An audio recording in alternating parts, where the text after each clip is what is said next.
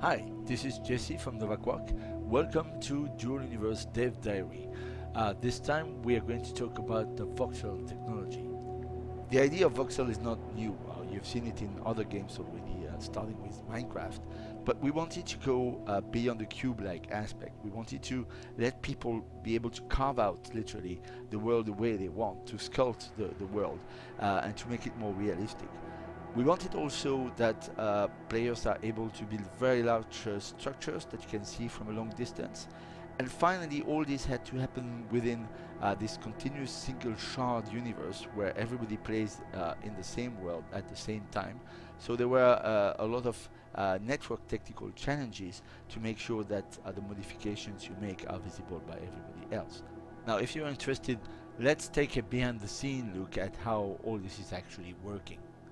It all starts for the player with some basic shapes that you are able to deploy in the world, like a cube of course, but also spheres or cylinders or even prism.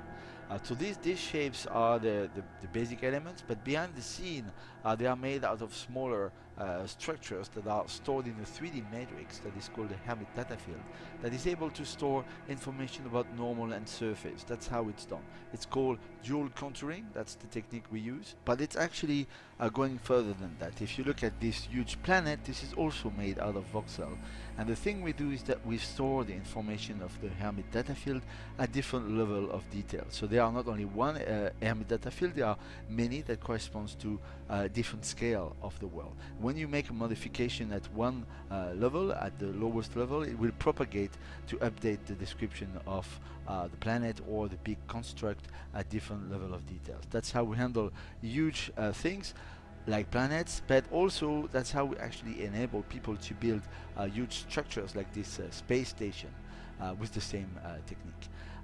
We have already demonstrated several tools that enables you to go beyond the simple shape that we introduced, like the way you can actually select two surfaces and connect them.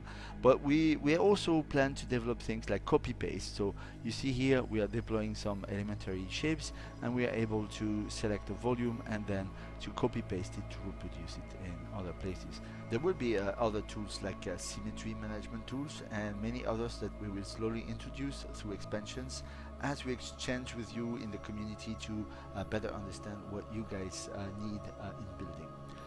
That's it. I hope you liked it. Thank you for watching, and a big thank you to all our backers in crowdfunding. Thank you. Keep spreading the word and see you soon in Dual Universe.